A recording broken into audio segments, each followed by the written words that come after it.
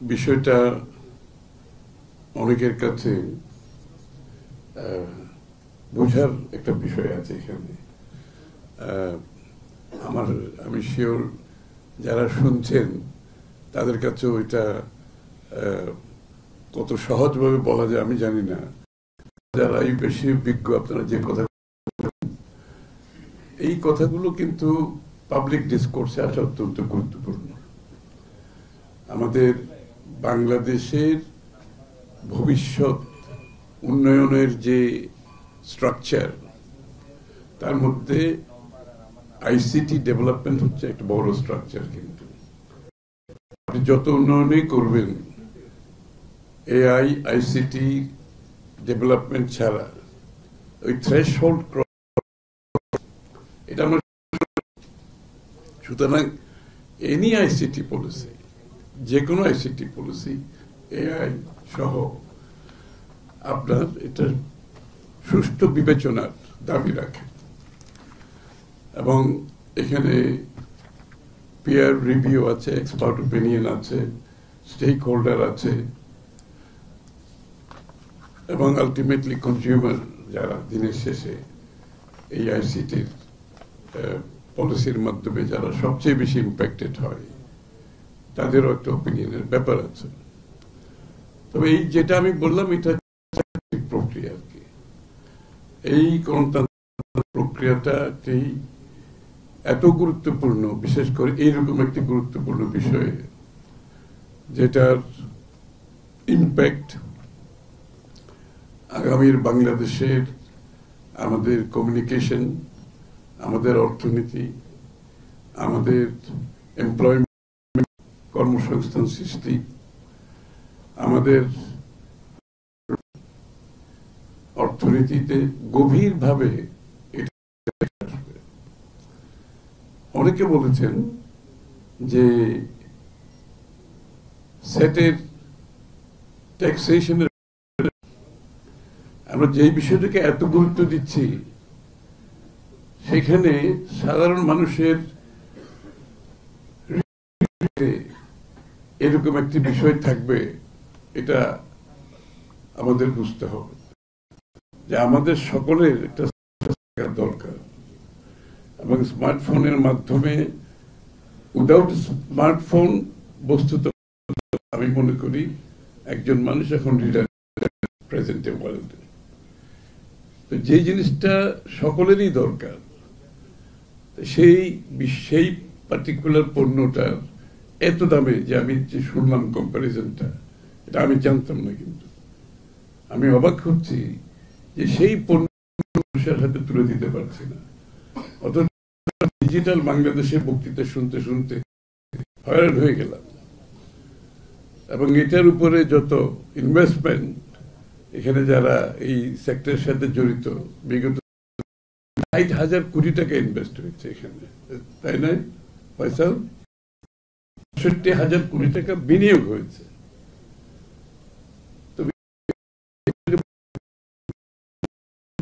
কি আসলে বাংলাদেশের মানুষের কাছে গেছে কিনা, যারা হচ্ছে এখানে এই উন্নয়নের মূল কন্ট্রিবিউটরের কাছে গেছে কিনা।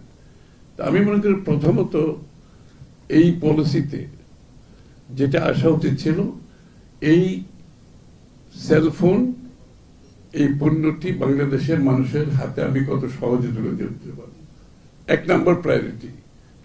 একটি গণতান্ত্রিক সরকার যদি আসে, তাদের প্রধান প্রায়োরিটি হবে এই পণ্যটি, যেটার গুরুত্ব এত বেশি, যেটার উপর নির্ভর করে আমাদের আগামী অনেক সিদ্ধান্ত জড়িত থাকবে, সেটা আমরা সবচেয়ে কম দামে কেন দিতে পারি না, সেই বিষয়ে আমি পরিষ্কার ভাবে বলতে চাই।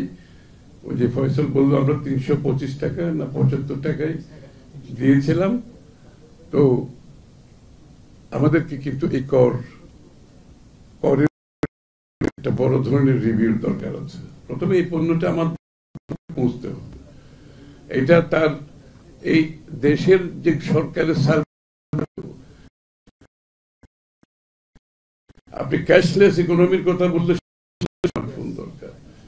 আপনি যে কোনো সার্ভিস ডেলিভারিতে স্মার্টফোন দরকার এখন। সুতরাং প্রথম গভর্নমেন্টের প্রায়োরিটি হওয়া উচিত ট্যাক্সটাকে কমিয়ে এনে আসলে কিন্তু ট্যাক্স কমালে কিন্তু ট্যাক্স বাড়ে।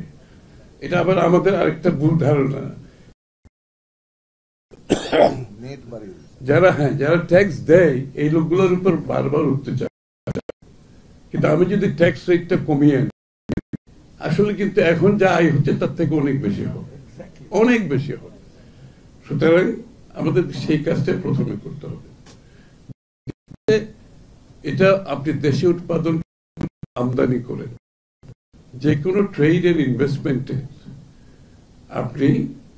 আপনাকে প্রথমে চিন্তা করতে হবে এটা কনজিউমারের উপর কি এফেক্ট আসতেছে আমার দেশে। এবং আপনি যে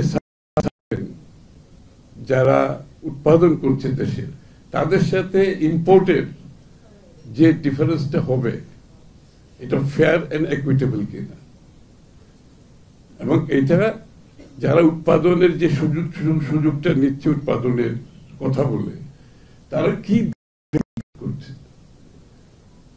value addition is a progressive process, আমরা বুঝি এটা, কিন্তু এটা তো একটা টাইম বাউন্ড থাকতে হবে, এটা তো ওপেন এন্ডেড থাকতে পারে না। আপনি যখন উৎপাদন করার নামে ট্যাক্স বেনিফিট নিচ্ছেন, it must be time bound, এবং আপনি এটাকে বলতে হবে যে আমি এই প্রথম বছরে এত ভ্যালু এডিশন হবে, দ্বিতীয় বছরে এত ভ্যালু এডিশন হবে, তৃতীয় বছরে হয়েছে। এখন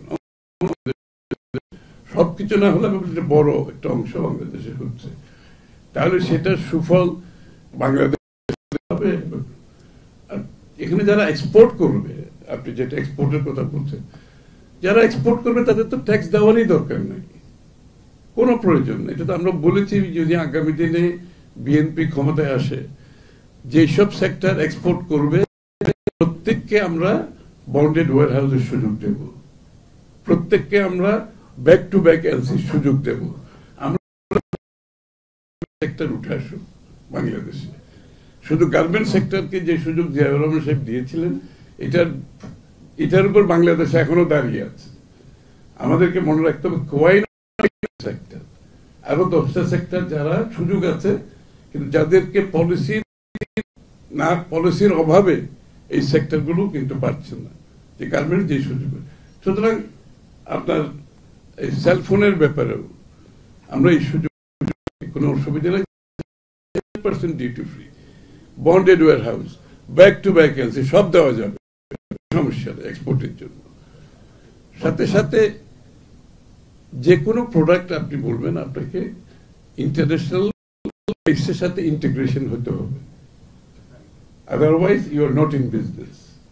ইউ মাস্ট। আমাদের গার্মেন্টস এর যে ভালো করার আরেকটা পেছনে কারণ হচ্ছে আমাদের কম্পিটিটিভনেস এর মধ্যে ইন্টারন্যাশনালি আমরা ইন্টিগ্রেট করতে পারছি, বলেন সেটা প্রাইস বলেন, টাইমলি ডেলিভারি বলেন।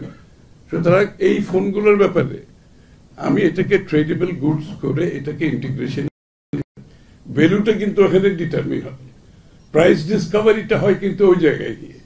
ইফ ইউ আর ইন্টিগ্রেটেড একদম প্রপার প্রাইস ডিসকভারি হবে, if you are not integrated price discovery হবে না। ডিস্টরশন গুলো চলতেই থাকবে, যে যার মতো করে লুটপাট করবে, সুযোগ নেবে, এবং এটাই বাংলাদেশের স্ট্যান্ডার্ড হয়ে গেছে যে পৃষ্ঠপোষকতার ব্যবসা বাণিজ্য। So this is one more example, আমি দুঃখের সাথে বলছি যে পৃষ্ঠপোষকতার যে ব্যবসা বাণিজ্য, এর মাধ্যমে বাংলাদেশ যে কিভাবে ক্ষতিগ্রস্ত হয়েছে বিগত দিনে,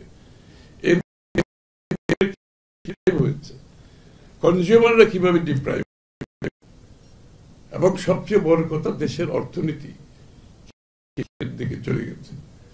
সুতরাং কোন পলিসি পোষকতার মাধ্যমে যদি আপনি নিতে চান, it will not work, it will only work for আপনি পৃষ্ঠপোষকতা করছেন তাদের ছাড়া, এটা আর কারোর জন্য কাজ করবে না। সুতরাং এই জায়গাটাতে এটা ওপেন করতে হবে। এই সিদ্ধান্তটা খুবই সোজা। ওরাও রেজিস্ট্রেশন করবে, এরা যেভাবে রেজিস্ট্রেশন করছে ওরাও রেজিস্ট্রেশন করবে। ওরা তো, আমার তো দরকার ফোনের নাম্বার ঠিক মতো আসছে কিনা, তাই না? আমার দরকার ডিউটি পে হচ্ছে কিনা, আর তো কিছু না। তো যে যদি একটা লোক যদি 500টাও যদি সে ইম্পোর্ট করে কেউ, সে রেজিস্ট্রেশন করাবে, অসুবিধা কি আছে? রেজিস্ট্রেশনের মাধ্যমে সেও তো একই ব্র্যাকেটে চলে আসছে, আর যারা ম্যানুফ্যাকচার করছে তারাও আসছে। হবে এই যারা অ্যাসেম্বলিং করছে, সুযোগটা নিচ্ছে, তারাই কিন্তু যখন মনোপলি করে ফেলবে এটাকে, তারাই কিন্তু ইম্পোর্টটা কন্ট্রোল করবে, কারণ তারা ছাড়া কিন্তু আর কেউ টিকে থাকতে পারবে না। হ্যাঁ, সুতরাং এটা আরো বড় ক্ষতি। আপনি ওইদিকে রেস্ট্রিকশন করে দিচ্ছেন ট্রেডটাকে, অন্যদিকে এই যারা উৎপাদনের কথা বলছে, যারা এখানে অ্যাসেম্বলিং করছে, তাদের জন্য আরেকটা নতুন উইন্ডো করে দিচ্ছে। অলরেডি ওরা 50% বেনিফিট পাচ্ছে, তারপর মনোপলির মাধ্যমে ওরা কন্ট্রোল করবেন। এই প্রায় এই যে দামগুলো আপনি বললেন, দাম আরো বাড়বে, আরো বাড়বে। অ্যাপ্রোচ বেশি বক্তব্য রাখছে না, আমি মনে করি ইট ডিজার্ভস রিভিউ। আশ্বস্ত করতে চাই, ইফ আল্লাহ যদি আমাদের মাধ্যমে এই পলিসিটাকে রিভিউর প্রয়োজনীয়তা আছে। মোস্ট ডেফিনেটলি আমরা করবো, আমরা স্টেক হোল্ডারদের সাথে কথা বলবো। স্টেক হোল্ডার বলতে আমি মিন অল স্টেক হোল্ডার, আমি যাদের কথা বললাম সকলের সাথে কথা বলার পরিপ্রেক্ষিতে যে নীতিমালা প্রয়োজন হবে, নীতিমালা পরিবর্তন করা হবে। এটা ক্লিয়ারলি আমি মেসেজটা দিচ্ছি। এই কারণে আরো কিছু কিছু এরিয়াতে, যেগুলো সাকি একটু মেনশন করেছে, আরো কিছু কিছু এরিয়াতে যে এই ধরনের নীতিমালাগুলো হয়ে পরিপন্থী, ফ্রি মুক্তবাজার অর্থনীতির পরিপন্থী। আপনি একদিকে মুক্ত বলবেন, আবার সরকার বাজার সৃষ্টি করবেন, পৃষ্ঠপোষকতার মাধ্যমে কিছু লোকজনকে সুযোগ, সেটা মুক্তবাজার অর্থনীতি হতে পারে না। মুক্তবাজার অর্থনীতির জন্য সকলের জন্য লেভেল প্লেইং ফিল্ড থাকতে হবে, সকলে যাতে সমানভাবে সুযোগ নিতে পারে। এই জন্য বিএনপির স্লোগান হচ্ছে democratisation of the, not economic democratisation কথা আমাদের এখন। যে ডেমোক্রেটাইজেশন অর্থ হতে গণতন্ত্র, অর্থনীতিকে গণতন্ত্রের মাধ্যমে প্রত্যেকটি নাগরিক, শুধু ব্যবসায়ী না, প্রত্যেকটি নাগরিকের দেশের অর্থায়নে দিতে হবে। তারা যাতে পার্টিসিপেট হতে পারে, কারণ এতগুলো কিন্তু সেই সুযোগ থেকে বঞ্চিত হয়েছে। আমাদেরকে সেই সুযোগ বাংলাদেশের অর্থনৈতিক উন্নয়নে ফলো যাতে সবার কাছে যায়, দিস ইজ ডেমোক্রেটাইজেশন। আমি মনে করি আমার খুব কিছু বলার নেই। আমরা রিভিউ সাথে কথা বলে প্রয়োজনীয় পরিবর্তন যা যা করার দরকার, সেই পরিবর্তন ইনশাআল্লাহ আমরা নিয়ে আসবো। সবাইকে ধন্যবাদ।